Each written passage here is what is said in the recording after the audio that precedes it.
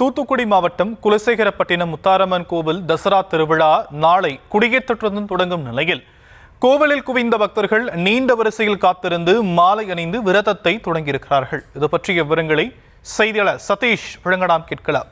சதீஷ், விரிவான விவரங்கள். வணக்கம். உலகம் புகழ்பெற்ற குலசேகரப்பட்டினம் தசரா திருவிழா நாளை கொடியேற்றத்துடன் தொடங்குகிறது.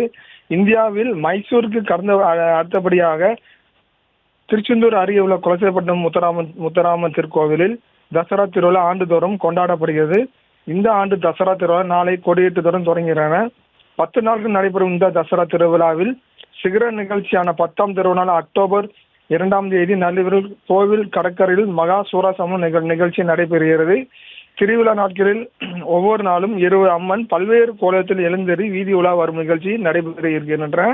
நாளை தசரா திருவிழா கொடியேற்றத்துடன் தொடங்குவதை முன்னிட்டு இன்று ஏராளமான பக்தர்கள் சுமார் 3 மணி நேரம் காத்திருந்து சுவாமி தரிசனம் செய்து வருகின்றனர். மேலும் ஏராளமான பக்தர்கள் மாலை அணிந்து தங்கள் விரதத்தை தொடங்கியுள்ளனர். விவரங்களுக்கு நன்றி சதீஷ்.